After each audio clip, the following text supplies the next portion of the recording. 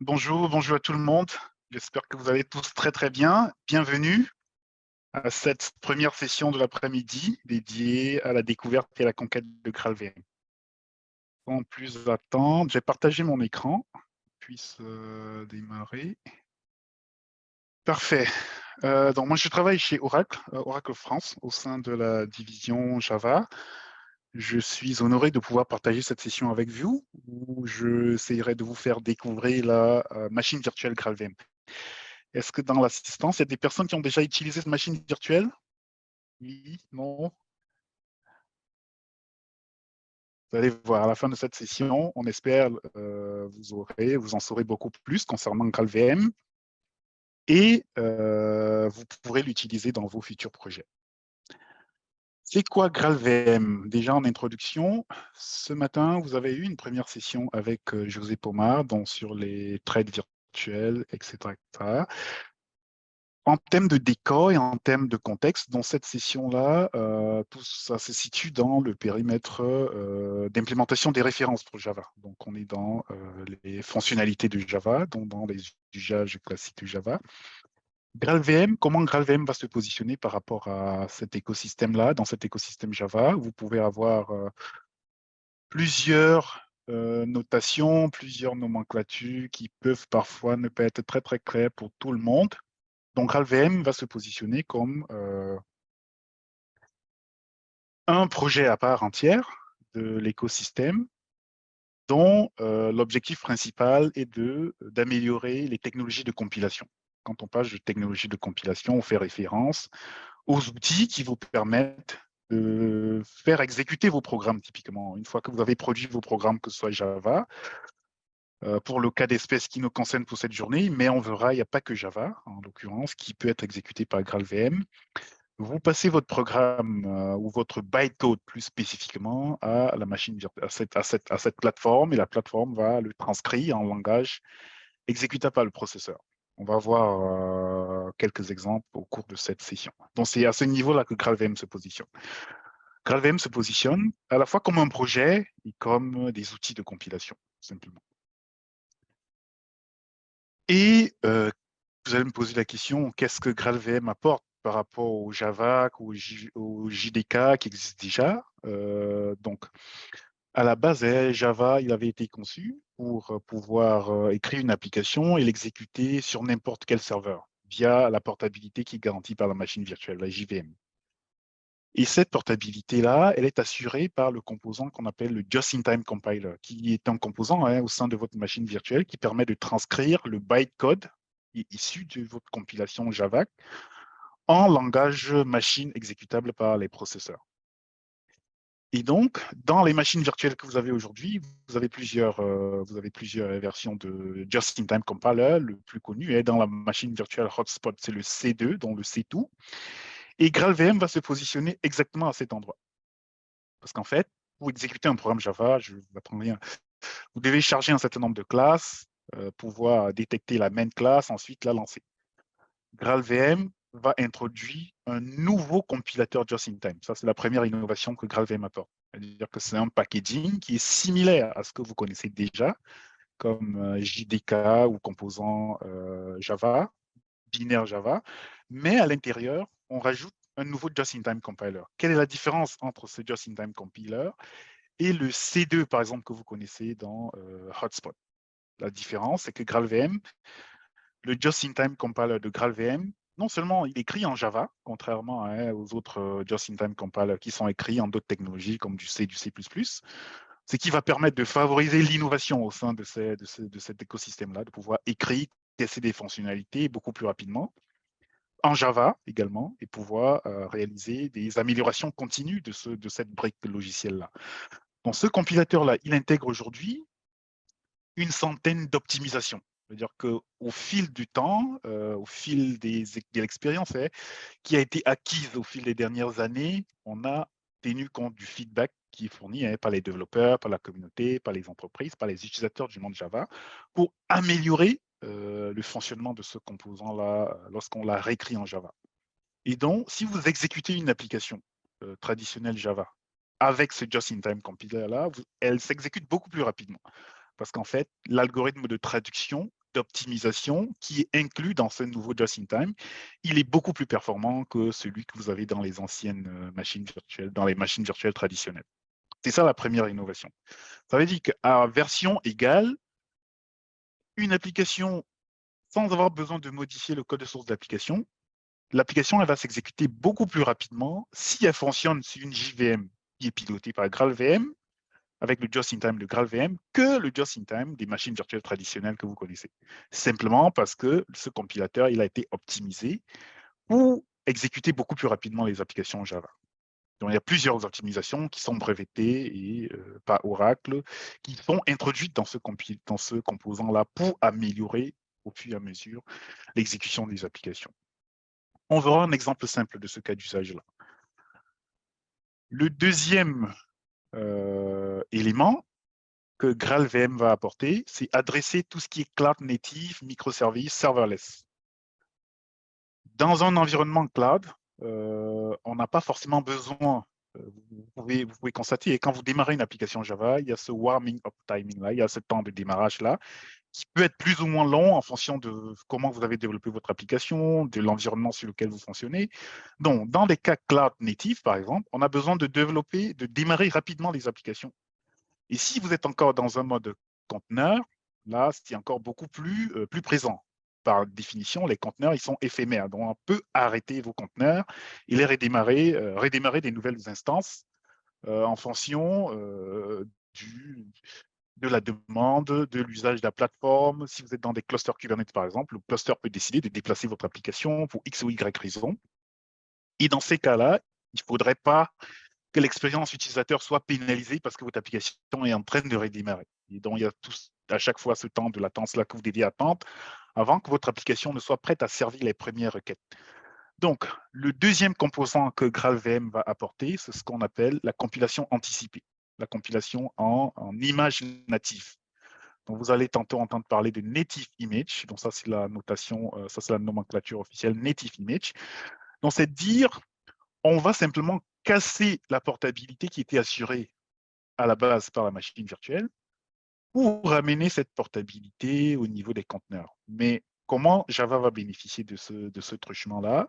On va générer des images natives qui sont cette fois spécifiques à une plateforme bien précise. Ça veut dire qu'on perd premièrement en portabilité générique, mais ça, c'est plus un problème en soi parce que dans le cloud, vous avez les conteneurs qui vont assurer la portabilité. Donc, les binaires qu'on va générer à la fin du processus de compilation natif sont spécifiques à une plateforme bien précise. Donc, vous pourrez avoir un binaire pour macOS, pour Linux ou pour Windows. Donc, l'intérêt, c'est de dire quoi? Traditionnellement, quand je développe une application Java, à la fin de mon processus de build, je peux avoir un jar, un EAR, une classe ou tout ce que vous voulez. Mais l'idée est de pousser la compilation à un niveau où je ne vais pas m'arrêter qu'au niveau du jar. Je vais aller à un binaire qui en soi est autonome, qui n'aura pas besoin dans son environnement cible de disposer d'une machine virtuelle sur l'environnement cible pour s'exécuter. C'est-à-dire que le programme que je vais générer à l'issue de ce processus de compilation native, il est autonome, il s'exécute tel quel. Il n'y a pas besoin d'installer une JVM sur l'environnement cible pour exécuter ce programme. Et pour assurer la transportabilité, je déposerai ce binaire qui est généré dans un conteneur, par exemple. C'est le deuxième pilier et une innovation majeure qui permet de réduire les temps de démarrage des applications. Et ça, c'est très, très important dans le cloud typiquement. Et surtout, d'accélérer de réduire également les ressources qui sont consommées par vos applications, que ce soit les ressources en termes CPU, en termes mémoire, mais également en termes de packaging, comme on va le voir par la suite. Troisième pilier de GraalVM, c'est l'universalisme. GraalVM, c'est une machine virtuelle universelle qui est censée exécuter toutes les applications, pas que du Java, mais toutes les applications, non seulement les applications qui s'appuient sur du bytecode. Donc, vous pouvez citer tous les langages qui génèrent du bytecode, soit du Scala, du Kotlin, etc. etc. Toutes ces applications-là vont pouvoir être exécutées également par GraalVM. Mais en plus, on va sortir, on va étendre, on va pas se limiter qu'à l'écosystème Java. On va pouvoir exécuter même du Python. C'est-à-dire que GraalVM a une extension pour exécuter du Python. GraalVM a une extension pour exécuter du R et même des langages de bas niveau. Une extension pour du JavaScript. Donc, c'est une machine virtuelle qui se veut fédératrice de tous ces langages de programmation-là, qui va permettre d'exécuter les applications sur ce socle-là.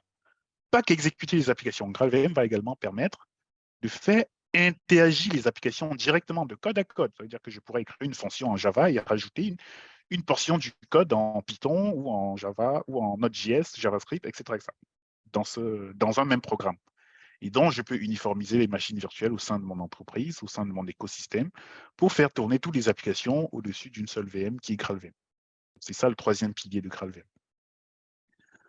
En termes d'architecture, comment ça se goupille tous ces éléments-là? Donc, on a un package qui comprend toujours le C2 que vous avez déjà, donc le compilateur Just in Time des anciennes machines virtuelles, mais également, il y a un JSR qui vous permet de switcher d'un Just in Time compiler à un autre. C'est ce qui permet de tester, par exemple, ce GraalVM compiler. Je vais vous montrer un exemple. On va faire une démo sur ce sujet tout à l'heure.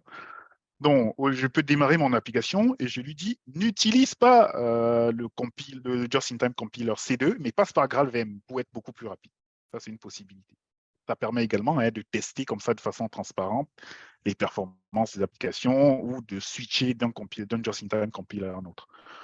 Donc, au-dessus de cette couche-là, on a une couche d'implémentation de langage Implementation Framework qui permet de supporter tous ces langages-là. Donc, il y a tout ce qui est bytecode, mais également des langages qui peuvent être développés en annexe pour également s'exécuter sur GraalVM, comme on verra par la suite.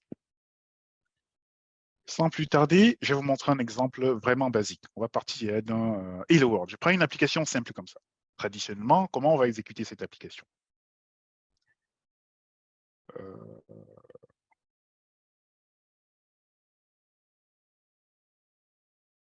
Comment on va exécuter une application pareille? Donc, j'ai une application Java comme ça, qui est classique. Donc, la première chose, il me faut sur mon environnement un Java, donc Java-version. Et vous voyez ici, j'ai installé une version Java qui correspond en fait à une édition GraalVM. Toutes les commandes Java que vous connaissez, elles fonctionneront exactement pareil avec GraalVM. Donc là, c'est l'édition 22.3.0. Qu'est-ce que je peux faire du coup? Je peux compiler en utilisant ce Java, mon application, donc Java Java, par exemple. Et à l'issue de ce processus de compilation, qu'est-ce que j'ai à la fin?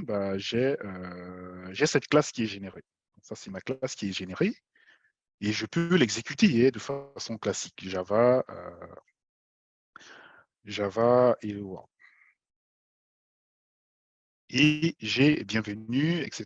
Donc là, c'est le mode just in time. Ça veut dire que quand j'exécute une application comme ça, j'exécute des classes, j'exécute du bytecode. J'ai généré du bytecode qui est contenu dans cette classe et je l'exécute à partir de la JRE, Java Runtime. Donc je lance la commande Java, etc.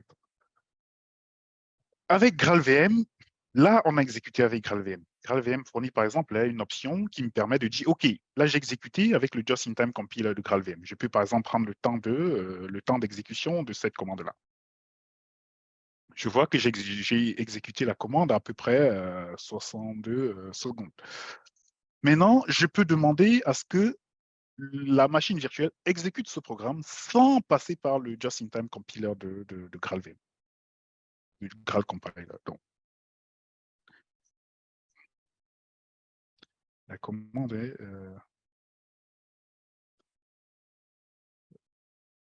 la commande. Donc, vous avez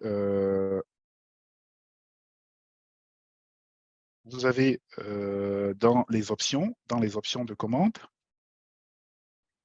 vous avez dans les options de commande, dans les options de la JVM, pardon, une commande qui vous permet d'utiliser un JVM compiler.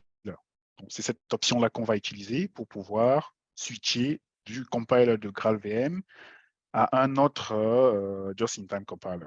Donc, je vais retrouver c'est pas ça. Java. Et ça va comment? Donc, si j'exécute comme ceci, je lui demande de ne pas utiliser le JMC, le compiler de GraalVM. Et en exécutant la commande, je peux rajouter du plus. Et avec le plus, je demande du coup de passer par le just-in-time compiler de GraalVM. Vous voyez, Donc, lorsque je peux utiliser cette interface, ça veut dire quoi? Je peux la possibilité de tester plusieurs innovations qui sont introduites dans un Just-in-Time Compiler de façon simple. Vous voyez, ça c'est un cas vraiment basique, hein, Hello World. Regardez, cette simple fonction, hein, elle s'exécute beaucoup plus rapidement que si je passe par le C2. Si je passe par le C2, je suis à peu près à 77. Si je passe par le Graal compiler, le Just-in-Time compiler, je suis à peu près à 61. Donc ça, c'est la première idée derrière GraalVM, c'est de pouvoir optimiser, améliorer les performances des applications existantes sans que les développeurs aient besoin de changer le code source. Et que vous avez une application aujourd'hui qui fonctionne, et vous vous posez la question, comment je peux améliorer ces performances? Ça peut être une application classique, hein, une application, même votre IDE qui a besoin, toutes les applications qui ont besoin de JVM, de JRE pour s'exécuter. Toutes ces applications sont potentiellement éligibles à ce boost de performance simplement en remplaçant le Java par le Java qui est fourni par GraalVM. Donc, en le faisant, et bénéficiant, hein, des performances induites du Just-in-Time compiler de GraalVM.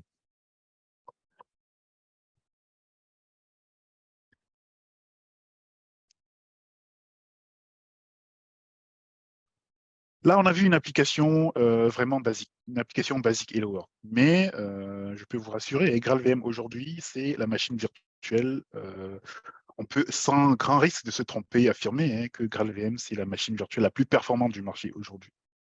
Là, je parle de l'édition entreprise qui est fournie par Oracle, parce que GraalVM existe en deux éditions. Vous avez une édition Community qui n'a pas toutes les optimisations, hein, qui sont introduites par Oracle, mais vous avez une version entreprise, hein, qui est accessible et téléchargeable sur le site d'Oracle pour les mêmes besoins, les besoins d'accord. Là, c'est des statistiques qui sont publiées par la Renaissance.dev. Je ne sais pas si vous connaissez cet organisme. C'est un organisme indépendant qui fait des benchmarks de machines virtuelles. Ça veut dire quoi? Ils vont exécuter, exécuter de façon assez périodique un certain nombre de benchmarks sur des algorithmes de la vie courante, en passant au crible plusieurs machines virtuelles. Donc, c'est des algorithmes connus, hein, par exemple le problème des philosophes, le PageRank, et en moyenne, hein, on se rend compte qu'en exécutant les mêmes algorithmes sur GraalVM, GraalVM va exécuter les mêmes algorithmes en moyenne 2 fois plus rapidement que toutes les autres machines virtuelles. Ça, c'est très, très intéressant. Donc, si vous avez des applications, des plateformes qui s'appuient sur du GRE, la première idée est pour optimiser du coup, pour gagner en performance, ce serait simplement de changer votre runtime Java et de passer sur du runtime GraalVM typiquement. Là, je vous ai mis une liste, par exemple, qui est non exhaustive, bien entendu, d'applications et plateformes sur lesquelles vous pouvez utiliser ce mode de fonctionnement-là, en mode vraiment rapide, simplement en remplaçant votre Just-in-Time Compiler par celui de GraalVM. Tomcat, si vous avez des applications Tomcat, déjà GraalVM va accélérer le démarrage de votre Tomcat, mais accélérer l'exécution de vos applications. Si vous faites du Spark, du Big Data avec Apache Spark, on a un exemple sur GitHub que vous pourrez retrouver qui accélère l'exécution de vos applications Big Data Spark simplement en remplaçant le runtime par GraalVM. Si vous avez des serveurs d'applications, Oracle WebLogic, du Wildfly, du IBM, de l'Informatica, toutes ces plateformes qui ont besoin du JRE peuvent être accélérées simplement en remplaçant le runtime Java par GraalVM. Ça, c'est vraiment une instruction à une ligne. J'ai simplement à changer le Java Home avec lequel l'application démarre ou la plateforme démarre et c'est instantané, quasi instantané. Il n'y a pas besoin de provisionner, de faire un grand projet de migration. Non, c'est vraiment simple.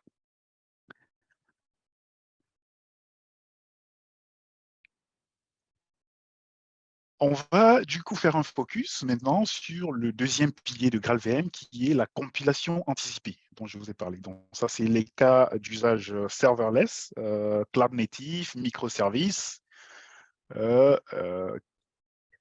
Et dans ces éléments, et même des applications monolithiques, hein, vous pouvez les utiliser pour ces applications monolithes pour gagner en performance. À la base, je ne sais pas si vous avez déjà vu ce diagramme, lorsque vous exécutez votre application en mode just-in-time, quels sont les axes que vous allez améliorer? Premièrement, vous avez la latence des applications et les throughput, ça veut dire les débits, combien de requêtes sont traitées par seconde par mon application. Mais si vous voulez gagner en temps de démarrage, vous voulez réduire l'empreinte mémoire, vraiment réduire l'empreinte mémoire, le packaging, il va falloir shifter le curseur sur l'axe AOT, donc Ahead of Time Compilation, c'est-à-dire compiler votre application en natif pour pouvoir avoir gain de cause à ce niveau-là. Donc, c'est l'objet de la technologie GraalVM Native Image qui vous permet de réduire jusqu'à 5 fois l'empreinte mémoire de vos applications, mais également d'accélérer jusqu'à 100 fois plus rapidement le démarrage de vos applications. Par contre, comme on a dit, le drawback, c'est que vos binaires que vous générez, ils sont spécifiques à une plateforme bien précise. Mais ça, c'est plus un problème en soi, parce que la portabilité des applications, elle est garantie, assurée par les conteneurs. Il suffit que vous embarquiez le binaire que vous avez généré dans un conteneur, dans une image de conteneur, et cette image-là, elle peut être exécutée sur votre plateforme cible. Comment ça fonctionne globalement, ce mécanisme-là? Donc, ici, on a plusieurs éléments. Vous avez ici votre application. Vous avez les librairies de votre application. Vous avez les librairies ou les dépendants du JDK que votre application va utiliser. On va s'appuyer sur une micro-VM qui s'appelle Substrate VM. On va passer tous ces inputs à la moulinette Native Image. Elle va réaliser un process itératif qui comprend 3 étapes. Le point-to-point d'analyse pour détecter les classes qui sont accessibles dans votre programme, initialiser un certain nombre, la section data, la section code, et ensuite initialiser un certain nombre d'éléments au sein de la heap. Une fois qu'on a fait ça, votre application elle peut s'exécuter sans avoir besoin sur l'environnement cible de démarrer une JVM. Pourquoi? Parce que, souvenez-vous, là au début, on a inclus une micro-VM qui va exécuter le programme sur l'environnement cible. Mais vous n'avez pas besoin d'installer cette VM parce qu'elle est embarquée dans le binaire. Elle est embarquée dans le binaire. Elle est embarquée dans le binaire. Je vais vous montrer un exemple simple. Reprenons le Hello World qu'on avait tout à l'heure, par exemple. Si GraalVM vient avec un certain nombre de composants, par exemple. Donc, si je fais GU list, j'ai le GraalVM Core. Là, c'est des extensions. Le FastR, le JavaScript, le LLVM, le Native Image, le Python, par exemple. Lorsqu'on veut exécuter des applications en mode natif, on va utiliser ce composant comme du Java que vous avez l'habitude d'utiliser.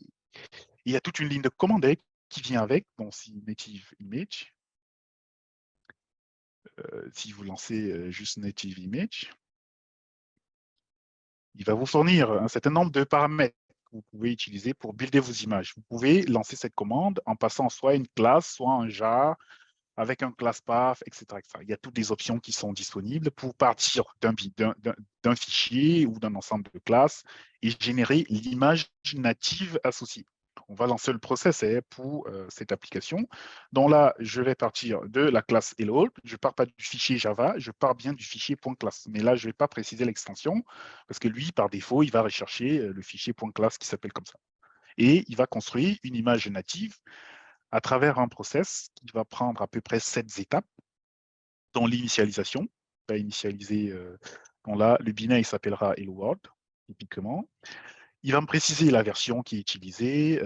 Il y a un C compiler qui est requis. Donc ça, je vais utiliser un GCC. Il y a le garbage collector ici, c'est Serial GC.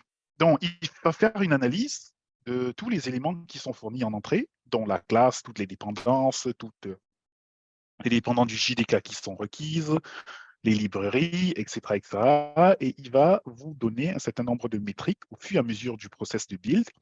Puis, il va passer à la phase de compilation avec l'application des différents algorithmes d'optimisation, par exemple le inlining et plein d'autres éléments que vous pouvez découvrir dans la documentation officielle à ce sujet-là. Donc, tous les algorithmes. Ensuite, on va attendre la fin du processus de compilation pour avoir le binaire natif qui, lui, pourra s'exécuter sur la plateforme sans avoir besoin de démarrer une JVM. Donc, c'est-à-dire comme un exécutable natif, comme un programme qui est issu d'une compilation de programme C, C++. Voilà. Donc là, il a créé l'image native. Et tout à la fin, il vous donne une analyse statistique des packages qui sont contenus dans votre application et des métriques sur le temps de compilation. Là, par exemple, en l'occurrence, il a fait à peu près 1 minute 17 secondes. Il vous donne ces éléments-là. Il y a également un dashboard qui est fourni par Aura qui vous permet d'analyser bien et bien comprendre les éléments de votre application. Et le binaire natif, il est là. Vous voyez là la précision exécutable. C'est un exécutable natif. Donc cet exécutable-là, on pourra vérifier, il est là. C'est un binaire qui est natif, qui peut s'exécuter comme une application basique. Ça veut dire que je n'ai pas besoin de faire Java Hello World, non. J'ai simplement besoin de préciser le chemin de l'application Hello World et tout s'exécute. Je n'ai pas besoin de JVM pour exécuter cette application native. Parce qu'en son sein, elle embarque la JVM Substrate VM, qui est une micro-VM qui permet de s'exécuter. Il y a plein d'options. Vous pourrez également passer des options que vous passiez déjà à vos JVM, soit lors de la compilation, soit lors du démarrage. Ça, c'est tout à fait faisable. Ça veut dire que je peux exécuter ce Hello World en passant des options JVM. Comme vous verrez également dans les versions Oracle Enterprise, c'est possible de faire des head dump, etc., etc. Ça également, c'est possible. De faire de l'instrumentation, vous pouvez passer des agents tout à fait simplement. Donc voilà à peu près le principe de base du native image.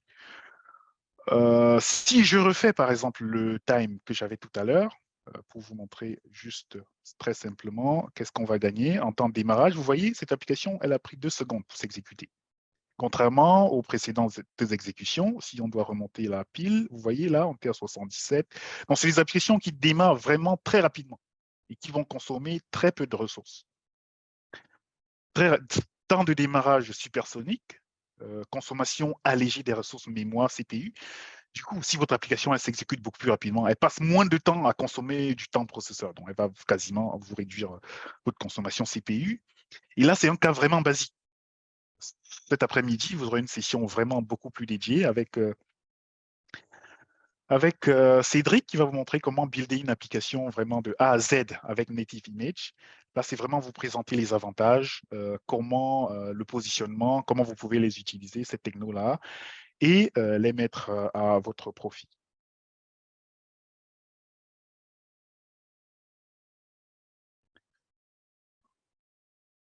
Donc là, c'est l'application qu'on a vue tout à l'heure avec l'exécution native. J'ai plus besoin de passer un Java. Donc, j'exécute mes binaires tels quels. Et c'est ce binaire qui sera embarqué dans les conteneurs pour constituer du coup mon image de conteneur qui sera exécutée en mode dans des plateformes de conteneurs. Là, j'ai juste partagé avec vous quelques éléments de productivité qui ont pu être notés avec nos benchmarks. Si on prend stricto sensus les temps d'exécution et quand on parle de temps d'exécution et temps de démarrage, ici, c'est vraiment l'application, c'est pas du démarrage retardé. C'est vraiment l'application, elle est prête à servir les premières requêtes. Avec cette technologie, vous allez positionner vos applications entre le C et le Go en termes de performance. En termes de performance et temps d'exécution. Ça, c'est des benchmarks qui ont été faits par l'engineering Oracle. On a comme ça pas mal de benchmarks que je vais essayer de partager avec vous pour vous donner jusqu'à quel ordre d'idée vous pouvez améliorer vos applications en utilisant cette technologie GraalVM.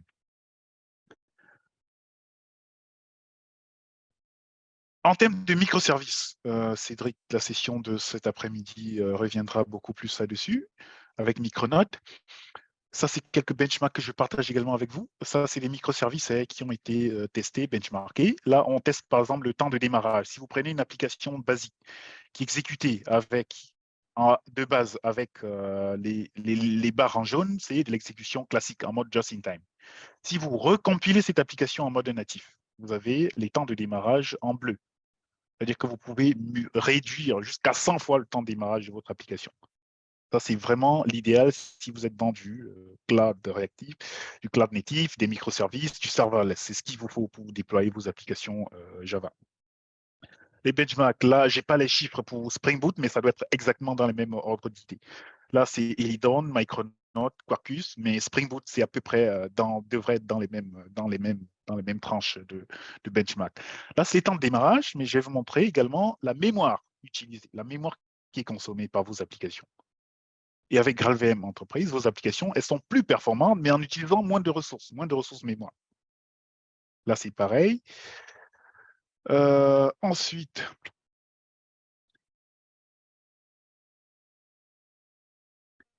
je vais vous montrer une mini démo vraiment rapide.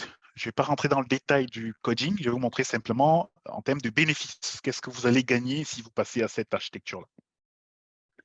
C'est une application vraiment simple. On a une API vraiment simple. On ne va pas faire de la finance, hein, même s'il y a des personnes qui travaillent dans le domaine de la finance, une API vraiment simple, un bond price. Vous avez un bond, donc c'est un produit financier qui vous permet de recevoir une gratification à une certaine fréquence, et à la fin de la maturité, vous recevez la valeur que vous avez, la valeur du bon, par exemple. Si vous voulez calculer le prix du bon aujourd'hui, c'est en utilisant par exemple le present value model, que vous retrouvez sur Wikipédia, vous avez une formule de ce type-ci. Donc, l'idée, c'est simplement de dire, OK, on va utiliser des streams Java pour calculer le prix de ce bon-là et mettre derrière une API que vous pouvez faire avec Spring Boot, avec Micronaut, tous les frameworks que vous voulez.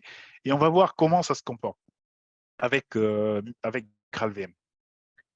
Ici, vous avez le lien du repository de cette application-là. Moi, ce que je vais faire, c'est simplement vous partager les résultats que nous, on a pu obtenir avec cette application-là en la migrant vers du GraalVM entreprise. Donc, une fois le process de compilation natif de A à Z est réalisé, vous avez une application native qui est embarquée dans des conteneurs Docker, qui est packagée et déployée sur des plateformes Kubernetes. Et ici, je vais partager le dashboard. Donc là, c'est Verrazano, c'est une de nos plateformes, c'est une de nos plateformes à service ICS chez Oracle, qui s'appuie sur du Kubernetes. Regardez, donc là, j'ai la même API qui est déployée avec l'OpenJDK de façon basique. Bon, en mémoire, ce sera à peu près 200 mégas. Par contre, dès lors que je redéploie mon application en mode natif, je vais gagner à peu près 90% d'improvement en termes de mémoire. Temps de démarrage, pareil. Je vais quasiment passer de 17 secondes à 56 millisecondes. C'est-à-dire que mon application, elle est, à peine j'ai eu le temps d'appuyer sur le bouton entrée, elle est déjà démarrée et prête à servir des requêtes. Et simplement envoyer de la charge sur cette application-là et vous allez voir un peu comment elle va réagir en termes de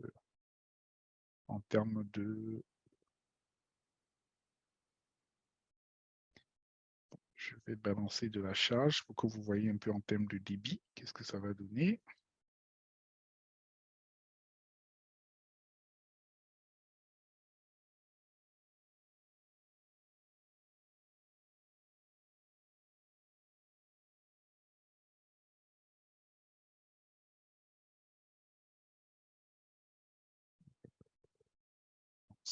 C'est bon.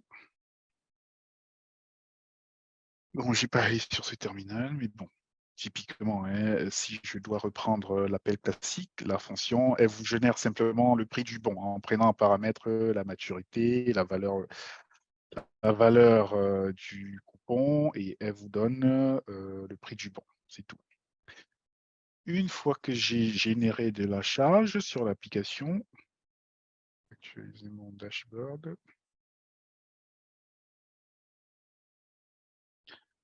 Mon dashboard Grafana. Je vais également renvoyer du workload à la version native. Vous voyez, on peut vraiment accélérer ces applications en migrant vers cette technologie-là. C'est assez impressionnant. Comme temps de réponse, temps de démarrage, mémoire consommée. Là, on va voir les débits. En termes de débit, comme vous l'avez vu dans le slide sur les...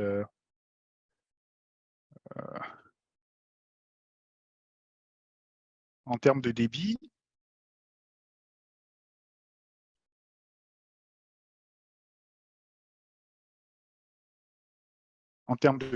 le just-in-time sera toujours beaucoup plus performant à la base que le ahead-of-time compilation. Mais avec GraalVM, il y a une extension qu'on appelle le PGO, Profile Guided Optimization. C'est tiré des techniques de l'intelligence artificielle. Donc, on va entraîner l'application qui a été buildée avec le AOT à s'accommoder des performances du DIC.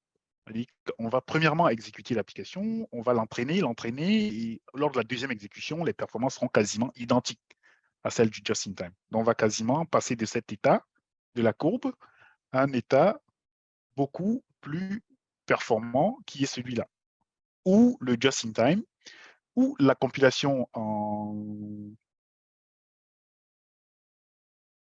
en ahead of time sera quasiment celle que vous aviez avant, plus la couverture des performances just-in-time. Ça veut dire qu'en exécutant ce mode de compilation-là, Native Image, en combinant avec le Profile Guided Optimization, je suis à même de couvrir le spectre global de l'axe des performances de mon application. Car en réalité, les débits, si vous analysez bien, vous allez vous rendre compte que de base, les débits just-in-time, ils sont beaucoup plus performants que les débits ahead of time, à la base. Mais ça, c'est de moins en moins vrai avec les dernières versions de GraalVM Native Image qui sont publiées, c'est quasiment les mêmes. Et si d'aventure, dans vos applications, vous rencontrez les deltas, et ça veut dire qu'il faut passer par exemple par le PGO, Profile Guided Optimization, pour entraîner votre application à matcher ce débit-là. C'est une technique qui fonctionne comment? Donc, en deux étapes. Premièrement, vous avez votre application là, vous allez l'exécuter en mode just-in-time et vous générez un profil. Un profil. Une fois que vous avez généré ce profil, vous allez utiliser ce profil. Le profil est généré automatiquement. Vous avez juste à passer l'option qui permet d'activer la génération du profil et un endroit où vous voulez collecter ce fichier de profil-là. Donc, quand vous exécutez votre application en mode just-in-time comme ça, vous l'entraînez, ça veut dire que vous envoyez des requêtes en mode just-in-time. L'application, le profil va collecter des métriques de performance, d'exécution. Et sur la base de cet élément, ce profil qui est généré va servir d'input à votre phase de compilation native. Une fois que vous aurez réalisé, avant de faire votre compilation native, on va rajouter un ingrédient qui est le profil qui a été généré pour les modes just-in-time. Une fois que vous faites ça, votre application elle sera beaucoup plus optimisée sur les 5 axes. C'est-à-dire qu'elle va matcher les throughputs du just-in-time, mais également elle sera performante en termes de packaging, en termes de temps de démarrage, en termes de consommation, mémoire. Mais pour certaines applications, il n'y a pas besoin de faire ça, de faire du PGO. Parce qu'en réalité, avec les dernières versions, hein, comme j'ai dit tout à l'heure, de GraalVM, Native Image, c'est de moins en moins vrai. Ces débits-là, ils ont tendance à s'aligner globalement. Je ne sais pas s'il y a des questions. Il faudrait attendre la fin de la session pour les récupérer. Très bien, on va continuer.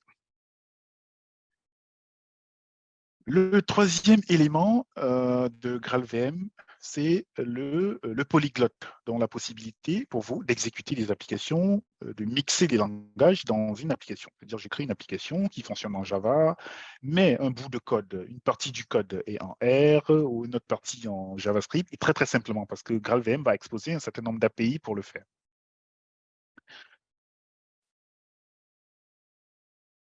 Je vais pas trop m'attarder sur cette partie-là, mais sur ce lien, vous avez un exemple qui vous montre exactement comment faire. Là, c'est un exemple, par exemple, qu'on a réalisé chez Oracle pour, par exemple, suivre en temps réel les courbes d'hospitalisation COVID-19, COVID-19 en France.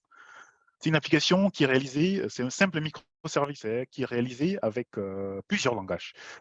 Vous avez du JavaScript, du Python, du R pour le traçage de la courbe et plein d'autres éléments que vous pourrez découvrir à cette adresse-là. Donc, c'est une seule application, un seul code, un seul runtime, mais plusieurs langages de programmation au sein de la même application. C'est ça l'intérêt. Donc, si vous avez ce type de cas d'usage, effectivement, GraalVM peut vous permettre d'uniformiser les runtimes et donc de moderniser votre gestion.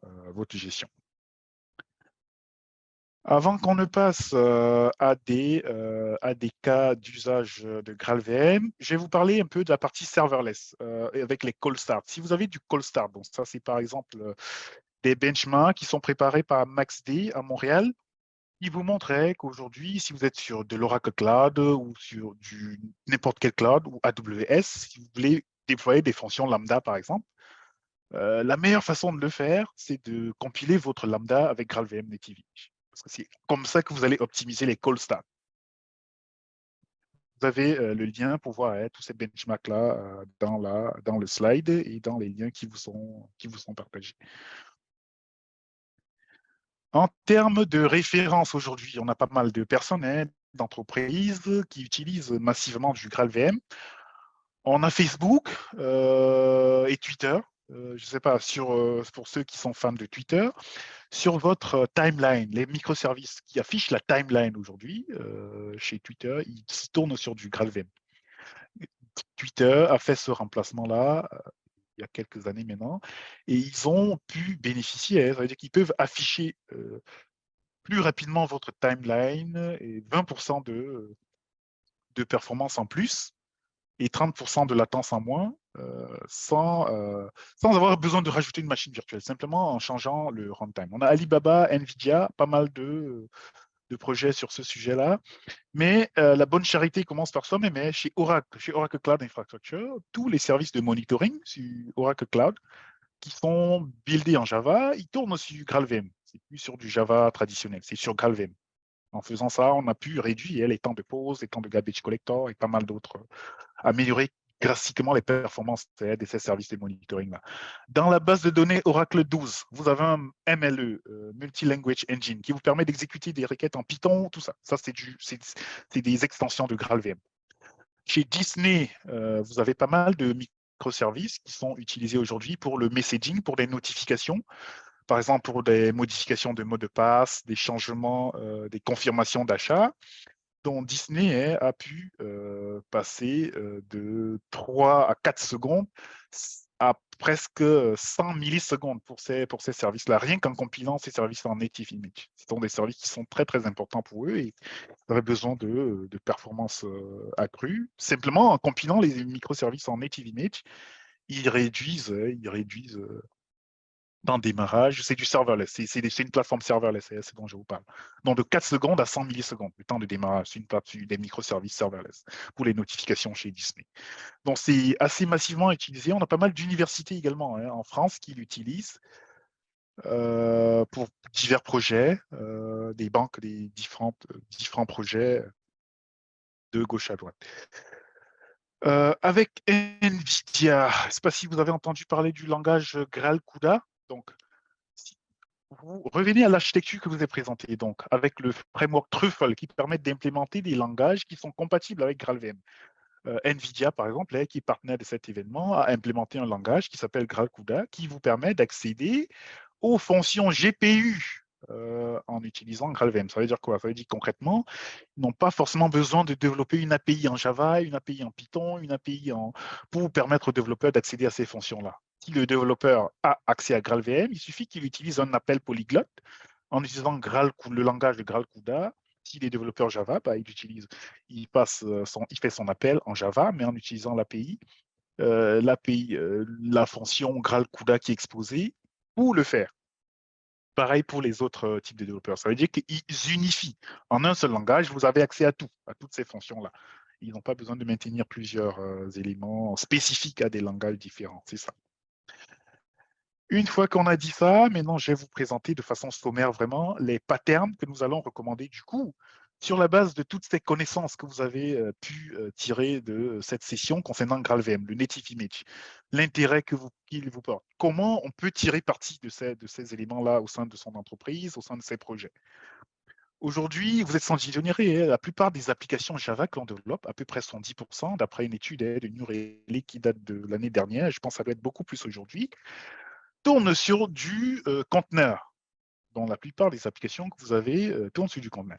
Mais comment on peut faire aujourd'hui pour exécuter efficacement des applications Java dans du conteneur, avec GraalVM par exemple? De prime abord, ce que les gens ils vont faire, les utilisateurs Java, en général, c'est quelque chose qui ressemble à ça. Ça veut dire que je prends une image de base, il peut être du Alpine ou tout whatever, quel que soit ce que vous voulez. Ensuite, ils vont rajouter les binaires du JDK, de la JVM, ensuite l'application et les dépendances. Ça, c'est la façon la plus simple de faire une application Java en mode conteneur, mais c'est la moins performante, on va voir, hein, pour plusieurs éléments, et la moins optimale, on va dire. Donc, qu'est-ce qu'il faut faire réellement pour améliorer vos applications Java, GraalVM, en incluant les images natives? C'est un processus assez simple qui va suivre plusieurs étapes. Déjà, de cette structure, on peut passer par exemple à des images beaucoup plus optimisées qui enlèvent les outils et les binaires non nécessaires. Dans une deuxième étape, lorsqu'on a fait ça, on peut supprimer également les dépendances non nécessaires du JDK en utilisant par exemple G-Link ou du Slim ou du Distroless. En troisième lieu, on peut également builder des images natives statiques.